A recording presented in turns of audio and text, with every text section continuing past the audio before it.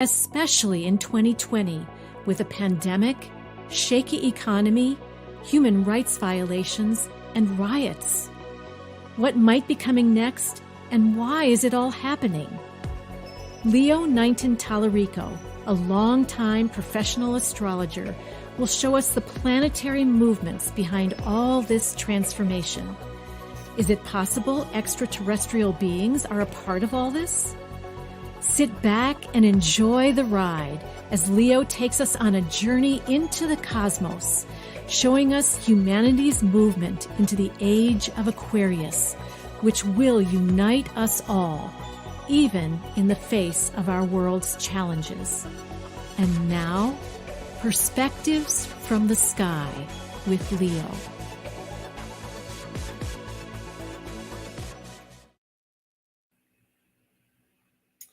Hi everyone, this is Leo Knighton Tallarico. This is July 9th, 2022 with another Perspectives from the Sky show. You heard of that introduction. You've been hearing that every time, or most every time we do the show. And it talks a lot about 2020. And so much has happened since 2020. We're like past the middle of 2022. But yet that was a good turning point. 2020. That's when the COVID began. We had some racial issues that were coming up around then. Stock market, beginning of that year, was already showing signs of trouble. And then at the end of 2020, we had an election. Election brought in Joe Biden and brought out Donald Trump. And then at the winter solstice of 2020, we had a Jupiter conjunct Saturn conjunction at 0+ degrees of Aquarius, which I believe was the true official beginning of the Age of Aquarius. A lot of people doubt that because they thought that when the Age of Aquarius started that we'd be living in this like ideal world. That's not how these kind of things work. It's a changing of ages, it's a changing of energy fields, it's a changing of reality. And I know a lot of you know that the old normal is gone. And that has begun pretty much since 2020. And we're in a new reality. Now, there's a big part of each one of us that tries to hold on tightly to the old normal. And in some ways, you know, what's sitting in front of you, you can go, well, I might be in the same house with the same wife. I'm in the same family. I have the same job, maybe not, but some people can say that. And yet, if you really are honest with yourself, you know that everything is different energetically, that things don't feel normal in the way that they used to. We are in a new world. We are developing a new normal. And I don't think we'll have a solid new normal for quite a while because things are going to continue to shift and turn. So that's the thing to get used to now. The new reality has a lot of shifts and turns to it. Out in the world, and that's pretty obvious out there, right? And then in our personal lives too. And in our, most importantly, in our consciousness. That's where the important shifts happen. And that's where life truly changes from, is from that consciousness level. So as you're in your new world, it's important to work on your consciousness. And you can do that through meditation. You can do it through spiritual practices. You can do it just through changing the habits of your life to a large extent. But it's important for us to align with the consciousness that's part of the evolution from one paradigm to another, from one age to another. That's what we're working on. There's going to be some big changes on this show, by the way. We're going to have, starting next time, we're going to have a lot more to do with alien, ET presence. I'm doing a lot more meeting of people. So we'll have guests that can speak more to that world and the visitations that they've experienced. And I'd like to also add to all that that's a lot of has to do with consciousness too. Because as I'm learning, a lot of connections to the ET world have a lot to do with one's ability to remote view. In order to remote view, a person needs to let go of or transform their adherence to the left brain. Just like when you meditate and you let go of your chattering mind, meditation helps us to leave the dominance of the left brain. And it's moving into that right brain and into our hearts that helps us to go into other dimensions and helps us to remote view. My first experience with remote viewing was when I started up with the course Silver Mind Control in the late 70s, early 80s. I took the course because I wanted to see what it was like, because I was thinking of investing in it because a friend told me about it. He also told me you need to take the course before you think about investing. And I was not in the spiritual world at all. Raised a Catholic. I can't say that I believed entirely what the Catholic religion had taught me, but I really hadn't found anything else. And so this course helped me to let go a lot of the programming in my mind and to think in new ways, to look at life in new ways, to look at myself in new ways, to go deeper in my consciousness and unconsciousness, and to shift my sense of reality.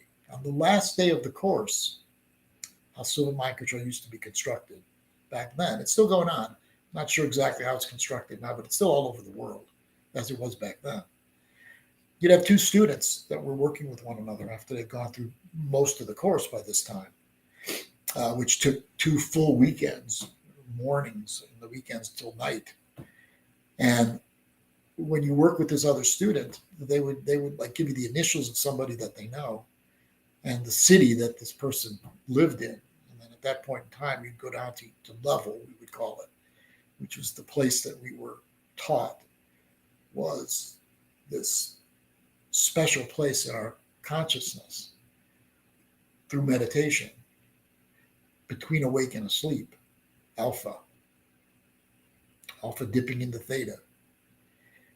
And what I was able to do, as were other students, was be able to scan the body of the person with the initials that I was given and say what kind of ailments they had sitting in their body.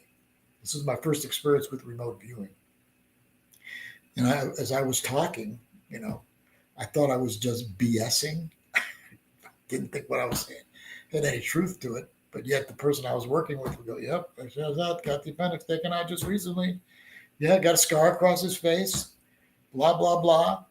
Everything was correct. And then I went through 5 to 10 other students and the same thing. The accuracy rate was, near 100%. And it wasn't just me. Other students were able to do that too. In fact, Silver Mind Control back then, and I started running the course and marketing it throughout the Midwest, so I was pretty intimate with how it worked, promised people to give them their money back if they could not do those exercises that I just told you about. That should tell you how much people were actually taught how to remote view. So we'll talk more about remote viewing, more about multidimensional realities, more about the multiverse, and we're going to have all sorts of guests on that will help us with the consciousness that we're talking about, and will help us to see how some people have actually made these contacts with the ETs. So that's coming right up.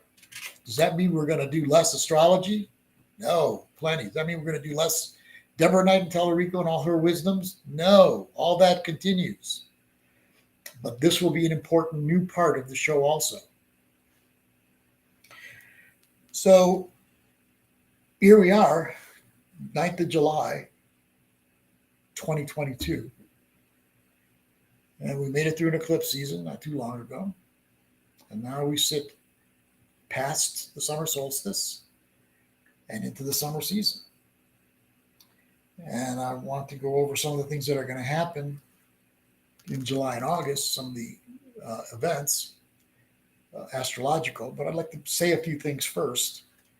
I'd like to talk about this movement of ages overall. So we talked about winter solstice. The new age began. But I believe that the cusp of the age, like the first strong breezes of the Age of Aquarius, blew in at the discovery of Uranus in 1781, which is the ruling planet of Aquarius. And if you want to know about the meaning of a planet, the best way is to look at what's going on the Earth at the time of the discovery. And what was going on then were the French and the American revolutions approximately during that time period. This is important because those revolutions had to do with no more control of the human family through despots, through dictators, through governments that controlled everybody. It was now the theory that people were fighting for was of the people, by the people, for the people. Get rid of the kings and queens running our lives. These lives belong to us.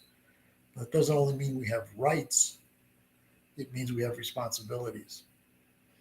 And that's ultimately where we're headed. We're headed to a we the people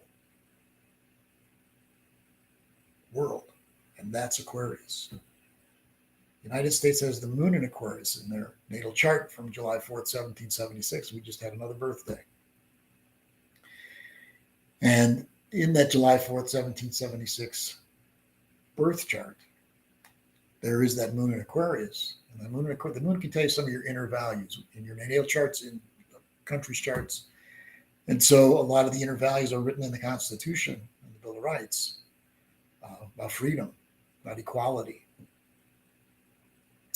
about each person, country, entity has the right to find themselves by themselves. What's the phrase they use again? Self-determination. Yes, self-determination is important. And so also diversity within unity. Diversity within unity. Very important. I want to also talk about that in the context of gods or God.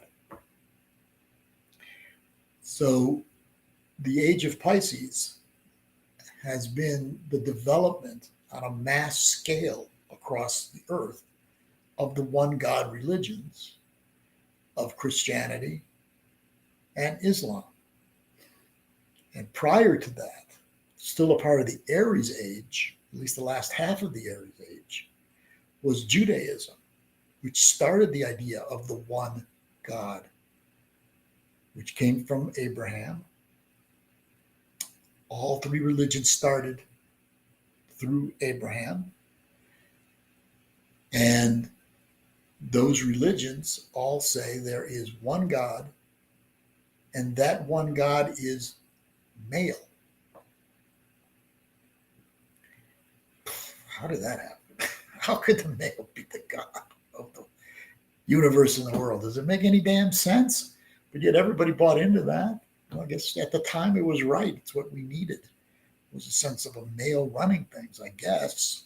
A patriarchal world, I guess. Even though it sounds kind of dumb to me, I have to believe that at the time it was the right thing. So in the Middle East, all three of those religions were birthed in the Middle East. I even make it more narrow. Jerusalem.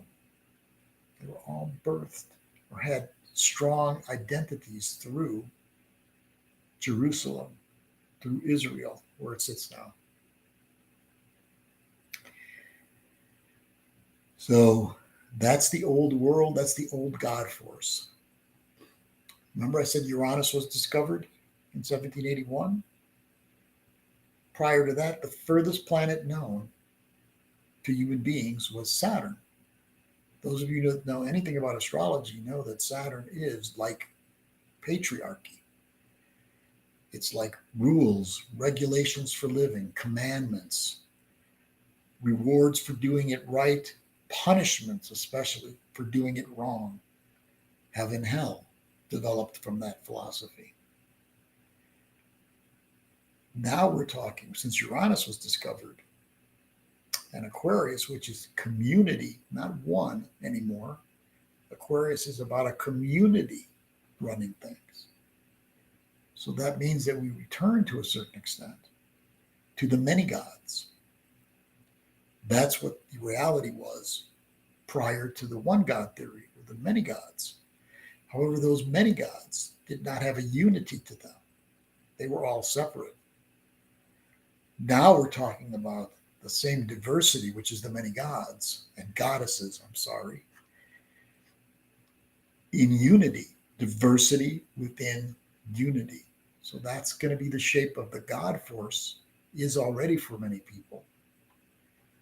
And they turn to a feeling of the gods and the goddesses. But again, it's not separate. It's everything unified. That's the big difference now. Even politically, a lot when people were talking about communism or socialism, they would talk about the one world government. They would talk about everybody as one. But a lot of that had a feeling like everyone's supposed to be the same way, believe the same way. And that's where a lot of political correctness comes from, is that one world way of looking at things. But on the other hand, the other side of things is about freedom.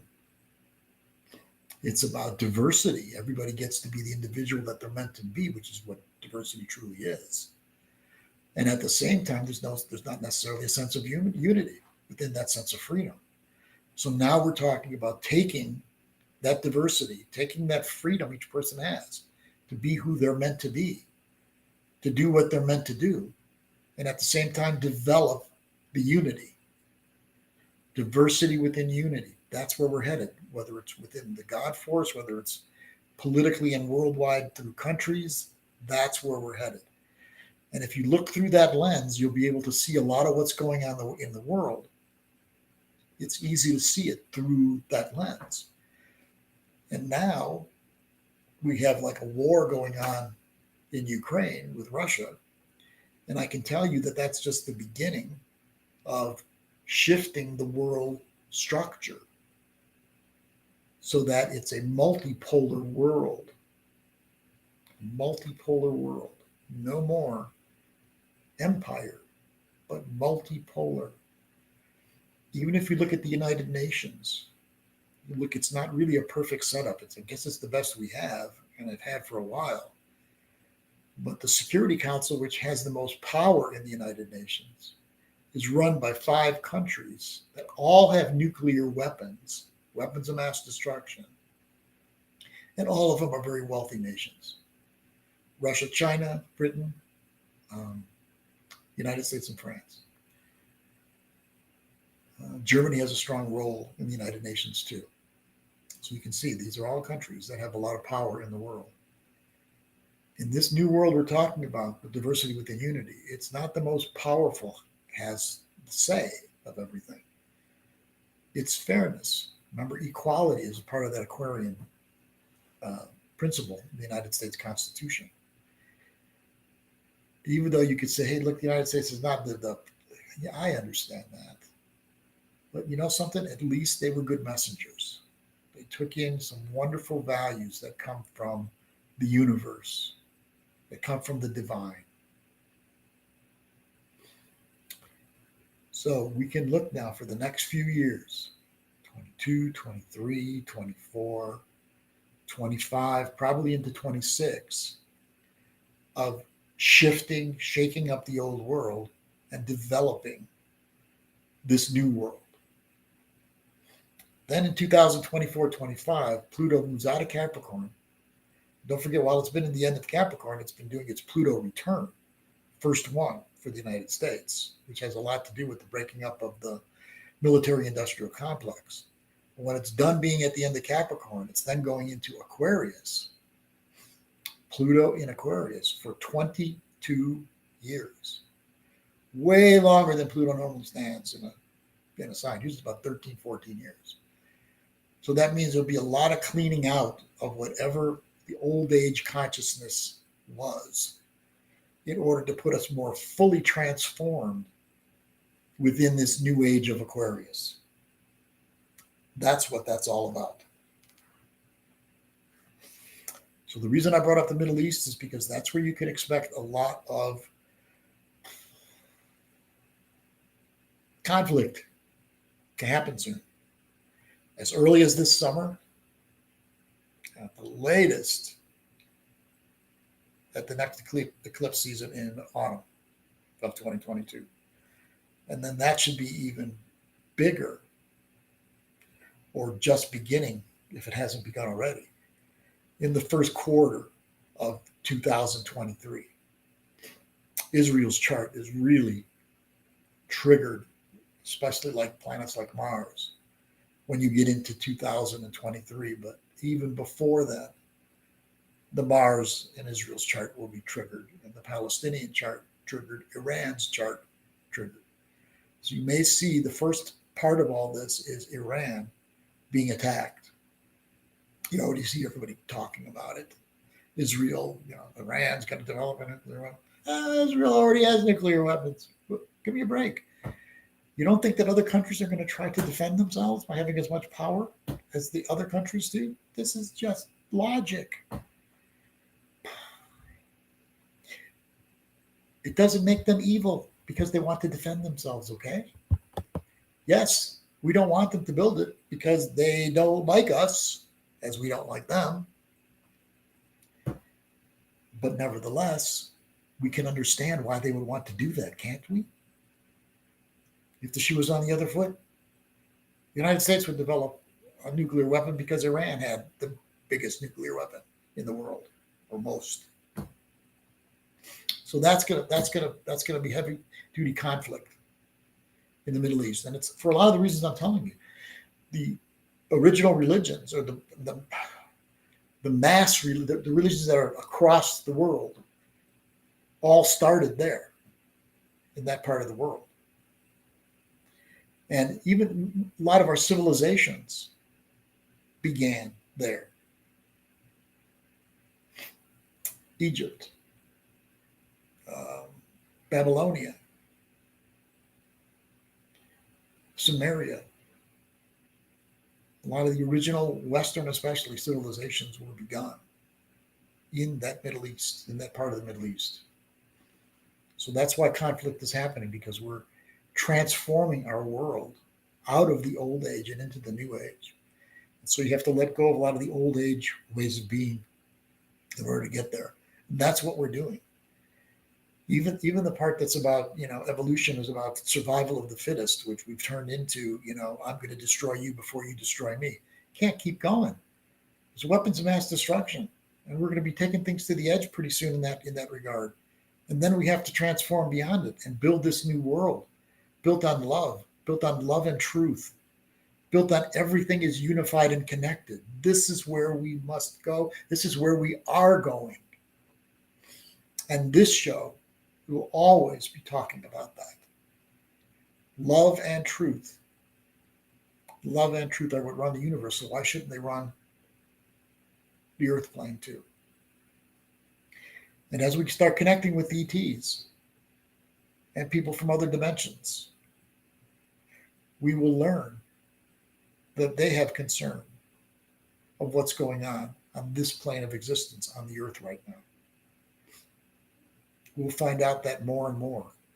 I know when I interviewed Dr. John Mack in 2002, when Deb and I had a public radio show in Santa Fe at KSFR, Dr. John Mack was the head of psychiatry for Harvard University. And the reason I interviewed him was because he decided to find out for himself whether the abductions that people were claiming they went through with ETs were true or not. Being the head of psychiatry for Harvard University, what he thought was, these people are all crazy. And I'm going to find that out when I interview them. But surprise, that's not what he found out. He found out they were legitimate, and that people that couldn't talk to one another all over the world had pretty much the same story. And one part of that story was the ETs, the aliens, were concerned about us blowing up our world. They would hover over nuclear weapon sites. They'd be concerned about climate change. And one of the reasons that they were doing this, these abductions, although can't say I believe in abductions, but one of the reasons I said they were doing the abductions was to help show people that we need to do something, like immediately, before we destroy ourselves here on this planet. And we'll find out more about that as we get into these shows coming up with the interviews that we have set up. So before we bring Deb Knighton Tallarico to the front and center stage, let's talk a little bit about what's coming up soon. So we are in a waxing moon, meaning we had a new moon not that long ago. We had a new moon out at the 28th of June. That was at 7 degrees of Cancer. It was a really strong one because it was square Jupiter and Aries. And you can see there's been a lot of the same old in America now, the massacres, schools, parade this time. And people individually have been telling me they've been feeling a lot of strong energies and strong energies around them that make it difficult to do the usual Cancer time of year, which is just relax, nurture yourself, be with family. That's been difficult for people to reach that since that new moon on the 28th. So we're in a waxing moon, meaning we're moving up to a full moon. And that full moon will be on July 13th. And it will be at 21 degrees of Capricorn. And of course, when it's a full moon, from the fact you either know it or we talk about it a lot, it means the sun and moon are directly opposite each other. So the sun will be at 21 degrees plus of Cancer and the moon at 21 plus degrees of Capricorn. And Pluto will be in the signature of that full moon because Pluto will be at 27 degrees of Capricorn. Talking about not super close, but within about 6 degrees of being conjunct that moon in that full moon. And then Uranus will also be in that structure. It'll be trine that moon at 18 plus degrees of Taurus. So you'll have Uranus and Pluto in the full moon, which means it'll be a transformational. Because remember, the transformational planets are Uranus, Neptune, and Pluto. And by the way, Uranus was discovered in 1781. And then we had Neptune in 1846 and Pluto in 1930. And they're the ambassadors for the New Age because they're all transformational planets whose job is to help us to transform our consciousness to be aligned with the consciousness of the New Age in Aquarius. So both Uranus and Pluto will be in that signature. Then on July 19th, 6 days later, there'll be Chiron will be going retrograde at the same day that the sun opposes Pluto at 27 degrees of Cancer and Capricorn. And that's right at the natal Pluto, 27 plus degrees of Capricorn. So we've said before, it's the military industrial complex.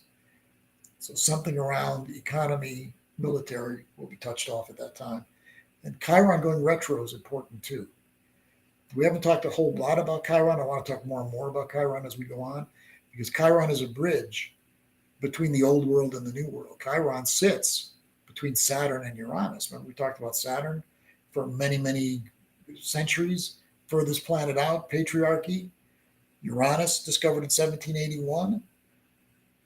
Chiron sits right in between those new ambassadors for the New Age, Uranus, Neptune, and Pluto, and the old planets, Saturn on in. So we can almost say like divine for Uranus, Neptune, and Pluto in a way.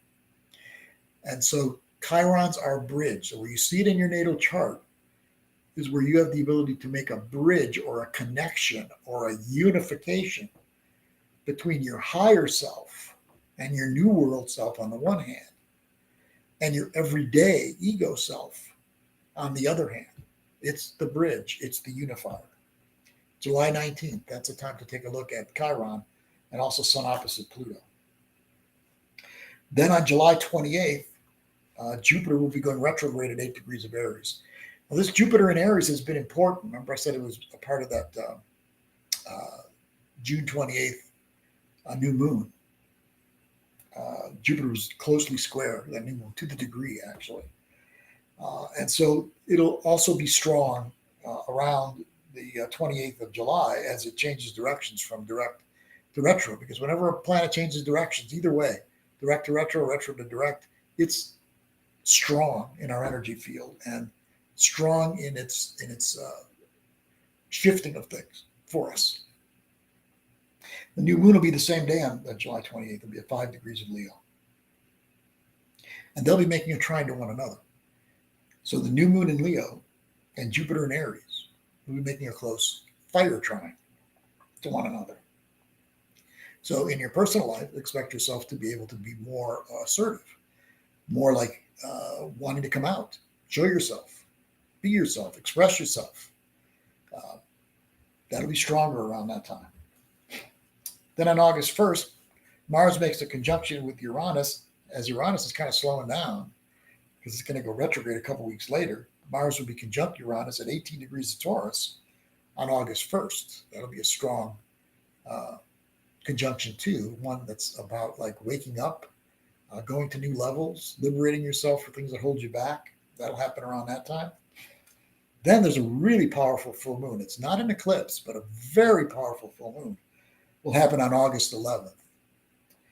It will be at 19 degrees of Leo and Aquarius. Sun in Aquarius, Sun in Leo, moon in Aquarius, 19 degrees. But as part of that full moon, Saturn will be at 22 degrees of Aquarius. So it will be almost exactly conjunct that moon in Aquarius and almost exactly opposite the Sun in Leo. Uranus at that time, on that day, will be at 18 degrees of Taurus. So it'll be making a close square to Saturn and to the full moon. Mars will be at 25 degrees of Taurus, will be conjunct that Uranus and also making a square to the full moon and to Saturn, and to round it all off. So that's a T-square. You've got an opposition and then a planet squaring the opposition. That's a T-square. But now you're going to have a grand cross, because the nodes that day, north and south nodes of the moon, will be at 18 degrees of Scorpio, the south node, and 18 degrees of Taurus, the north node. So you can see there's a grand cross of the nodes at 18 degrees of Taurus, Scorpio, and the full moon at 19 degrees of Leo, Aquarius, Uranus at 18 degrees of Taurus, and Saturn at 22 degrees of Aquarius. Be a very, very powerful, strong full moon that day. We'll talk more about it as we get closer to it. And then the only other thing I want to bring up is that, we have an eclipse season. And that eclipse season will begin pretty much, it'll be October, because the first eclipse will be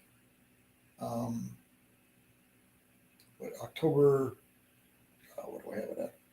October 23rd, I believe, or 24th. I don't have it in front of me, but it's Deborah might pick it up for me when she takes over. But it's that first eclipse is at the end of October. The second eclipse is at November 8th.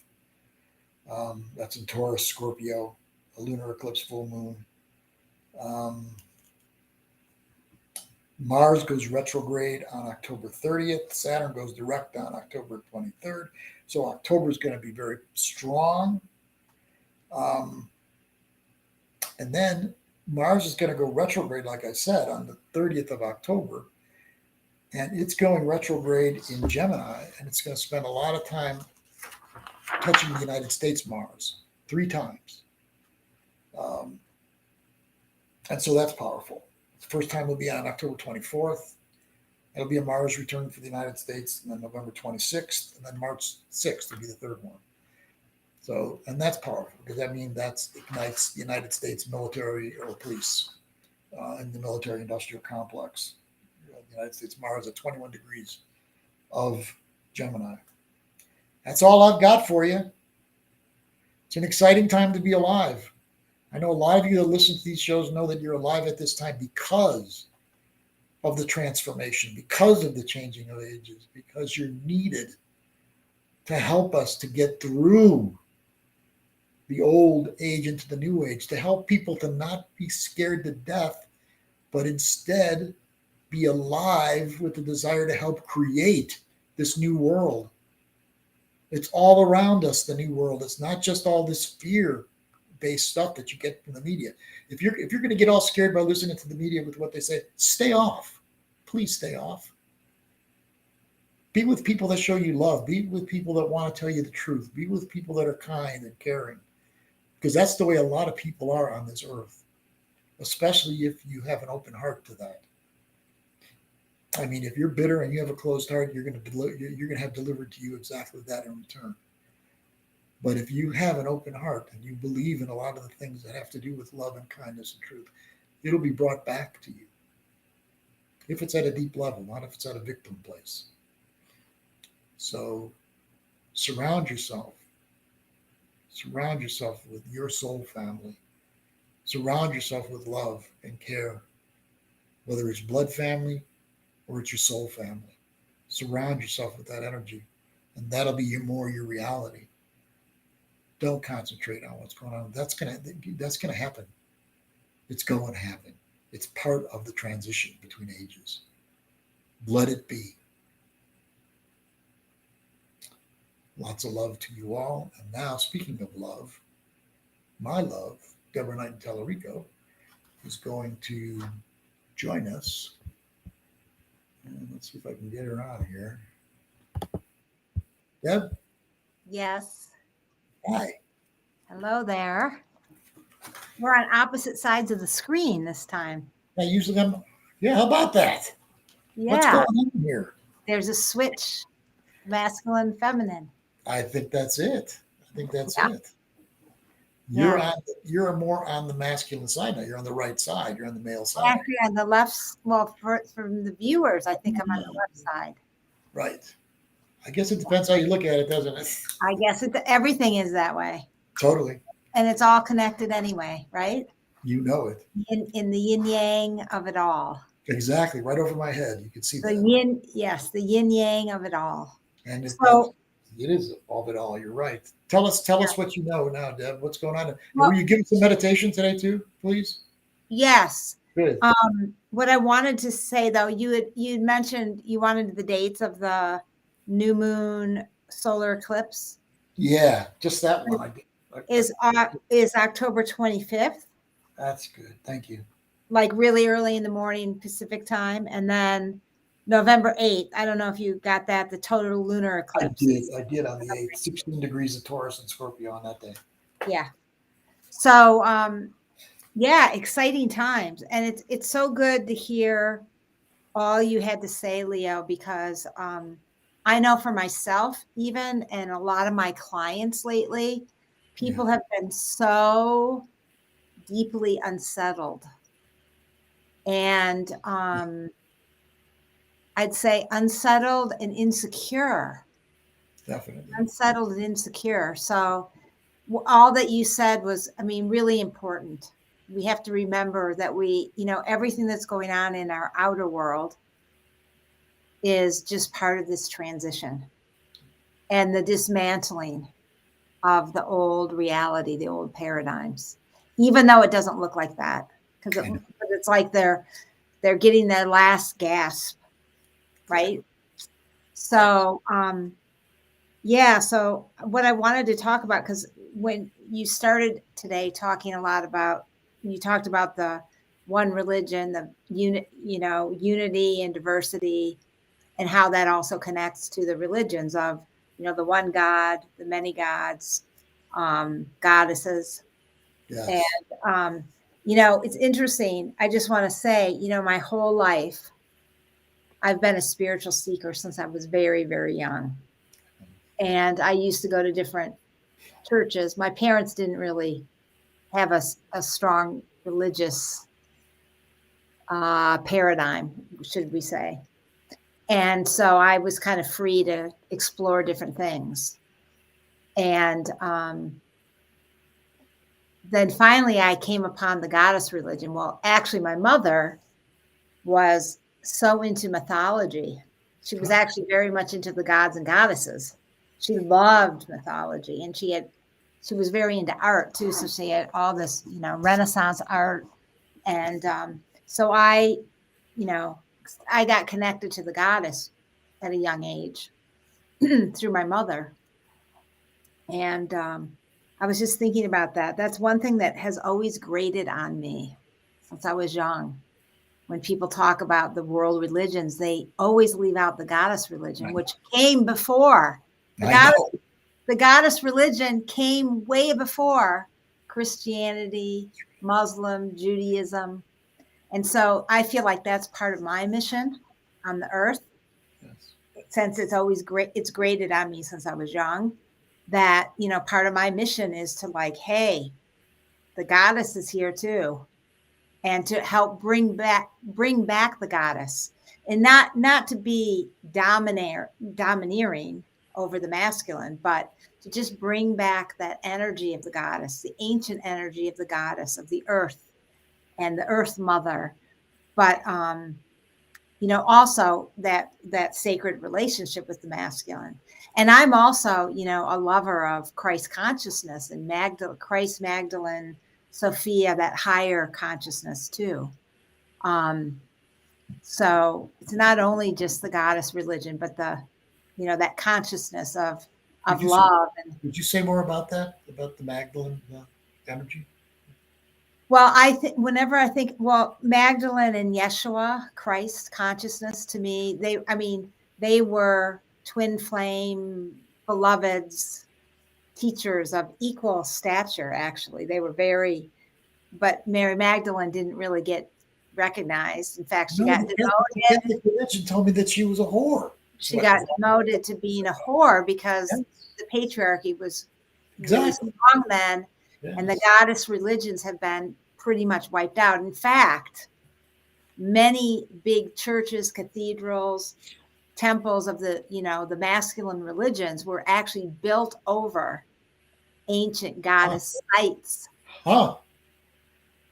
So this has been going on for a really long time. The kind of repression. Just think of that. Another temple or church or whatever over a goddess site. That's like oppression, right? Exactly. So, let me add, one more thing is brought up in the Catholic religion. Women were presented in one of two ways: Virgin Mary and the whore Mary Magdalene. You don't think that became a part of the consciousness of males that went to those religions and women that went to those religions? Yes. Two states of women. You're either a perfect virgin or you're a whore. That's it. Yes. And it's really sad because it took away, Mary Magdalene was actually an avatar, spiritual teacher of the magnitude of Christ. And she was seen in that way. And yet she was more earthly than Mother Mary. Mother Mary was, that divine mother energy, but was more virginal, right? Because she had the virgin birth. But Magdalene more she was connected to the ancient, sexual mysteries too, the ancient mysteries of the union of the masculine and feminine, the ancient tantric practices, and she was connected to that, but in a high way, she was not a whore, obviously. Yes. And back in the day of the goddess times, there were temples, sexual temples, that where a priestess, and it's 1:44 p.m. right now. Which is a sacred number that I always look at the clock at that time, the 144, to help tip the scales. But anyway, 144,000, you mean, right? Yes. 144,000, yeah. And I was talking about something about back in the goddess times, there would be priestesses that would embody the goddess, and they would initiate men into sexuality. So that was when it was revered as sacred, and it was like a gift. It was a gift of the goddess. So, and I think it's also, that there's that higher energy to it too, which I feel Christ and Magdalene kind of embody that energy. And just, the consciousness of the heart, because the Christ Magdalene is really the path of love. Yes. And I think Christ also embodied truth, like you talked about too. He definitely, was a warrior of truth in a lot of ways, but it was of the heart, the Yes. truth of the heart, really. And that's, I think, love and truth both are in the heart, can both be connected in the heart. I don't think truth is only up here in the higher mind, but it's also in the heart. Not only, yes. Not only, yeah. So yeah, those are the things I wanted to say, and just how, the one source, God, goddess, all that is, of course, had emanations or radiations that became the different gods and goddesses. Angels, archangels, master guides, it's like, but it comes from that one source. So it's both and I think that that's part of the new earth, the new golden age of Aquarius, is both and. It doesn't have to be one or the other. Right. And I had issues with my grandmother, who actually grew up very connected to the earth and nature. Her grandfather, my great-great-grandfather, was an amazing herbalist. So she was so connected to the earth. And then later in life, she got Christianized, very old, like she was in her 80s, I think, when she got more Christianized. But she went back to there's this one Jehovah God. And Jehovah's Witnesses, she was a part. yes, and she would call me a pagan and goddess worshiper and all kinds of things. So we had our challenges near, she lived to be 104. So we had many conversations. We had many conversations together. But anyway, and I was thinking when you were talking about the Middle East and Sumeria, Babylonia, and those cultures, was the Inanna, Ishtar were the goddesses then. And they were very revered in those cultures. I think those are some of the most ancient goddesses, if you go back in time, where that, Inanna was a Sumerian and Ishtar was a Babylonian, and they were connected to Venus. They were also connected to the cycle of Venus. In fact, in my class that I've been in for the last few years, the descent and ascent of Inanna, which I've talked about here before, the ascent and descent of Inanna mirrors the actual synodic cycle of Venus through that 19-month cycle. So it's fascinating. But so those are the things I wanted to talk about, and just how it's both and. It's unity, one source, one God, goddess, all that is, and the many, diverse. That's diversity within unity, right there. Yes. And then within us, and within our communities too, and how we all carry unique emanation with our gifts. I'm glad you said within us, because that's something people don't talk about a lot. But each one of us has many different sides to ourselves. That's right. And we need to develop a respect for each different side, each different voice, each different emotion inside ourselves, within the unity of who we are, I think is what you mean. And I totally agree with that. Exactly, because we need a center. Yeah. Exactly. Which, we have different centers. I think of our chakras, our heart chakra, but also our womb belly chakra too, is kind of where we can be centered. So we need a center, even though we have many, many different sides of ourselves. I usually think the center is the heart. Tell me more about that womb place that's the center. Well, I think of the heart as the center too, because it's the center between the upper chakras and the lower chakras. Yes. But I also feel like there's a lot of wisdom, and it's our place of creation is in our womb belly, sacral chakra areas. It's that place of creation. And in the cycle of Venus right now, we're in the sacral chakra gateway. And so there's a lot of energy right now and also cancer time of year, which is ruled by the moon and, the mother and all that energy. But it's creation. And, the dark womb of the mother, which segues into the meditation I'm going to do.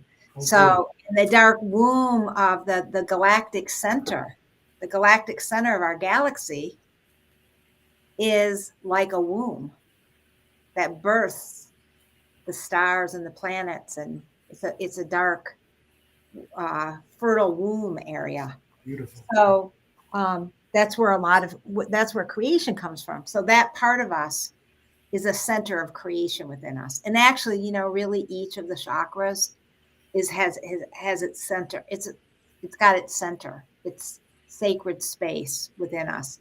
But yeah, I agree that the heart is the center between the upper and lower chakras for sure. Yeah. So while we're still in Cancer time, because I think next time we meet, it's going to be in Leo. Mm-hmm.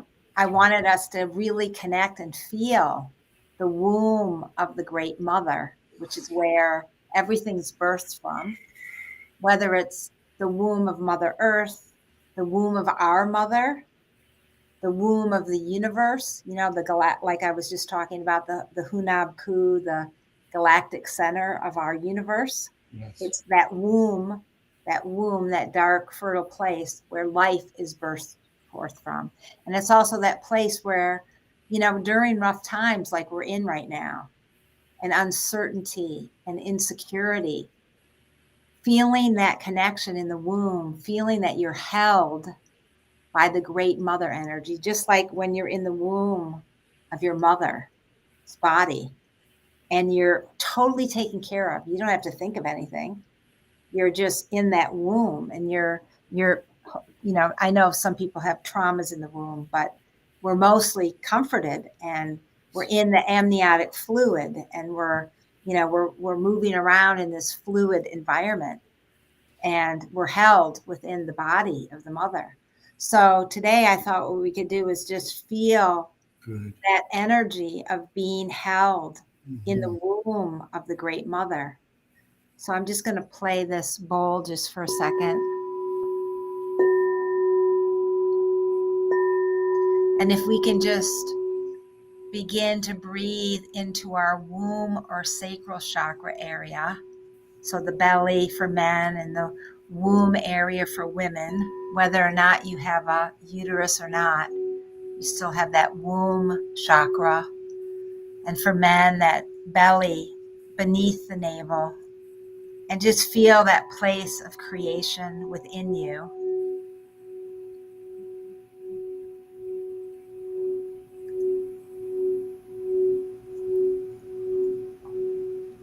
And then becoming aware that within Mother Earth is an amazing womb, the womb of our Mother Earth. Very much like the womb of our mother that birthed us. That dark, fertile, voidal space. And just imagine yourself for a moment traveling down into the sacred womb of Mother Earth. It may feel like a womb cave. And it's warm and watery and safe and secure. And you can just begin to feel yourself in that voidal womb space within the mother. This place of darkness where you can just let go, surrender.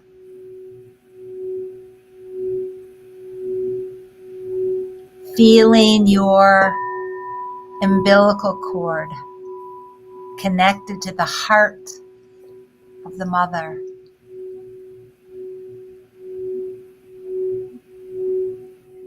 totally supported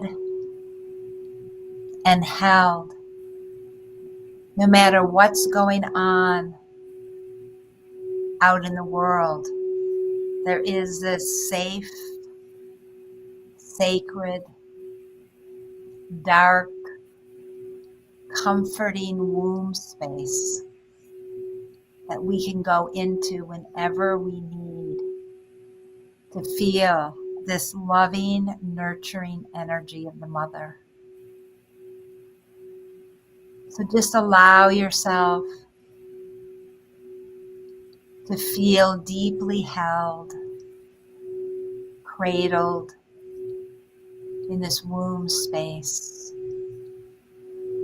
surrendering and letting go of all your concerns, any worries. Just letting it go so you can feel total peace and surrender. As the great mother holds you, cradles you, nourishes you. All that you need comes forth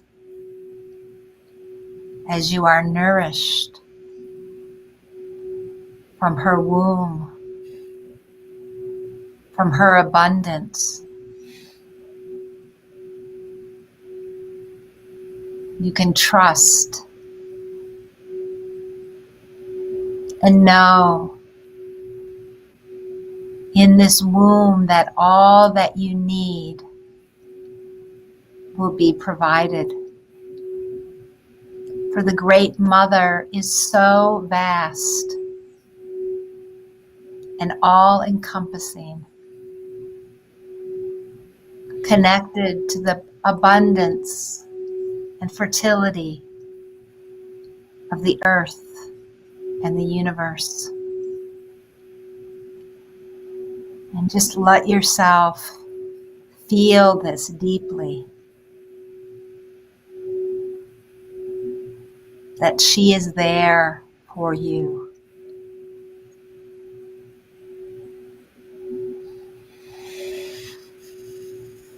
For nurturing, feel her love surrounding you and enfolding you in that amniotic fluid, the waters of life. Feeling yourself surrounded in the waters of life.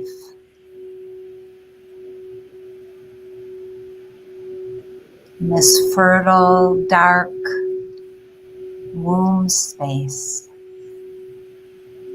All is well. You are safe and protected. And all you need is provided. Just allow yourself to just be with this for a moment. Receiving this, giving thanks for what you've received. Knowing you can come back to this womb space anytime. And then just gently bringing yourself back into this present moment. As we're in the last minute of our show now.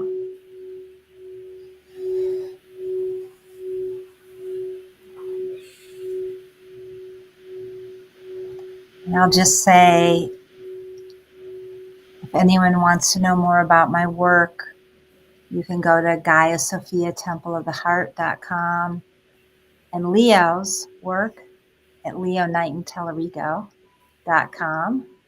And soon we will have the rebirth of our Spiritual Renaissance website for all of you to enjoy. That would be nice. Yeah. So thank you, everyone. Thank you, everyone, for tuning in again. And we'll see you in 2 weeks. What will that be? The 23rd of July. Much love. See you soon. Much love. Bye, everybody.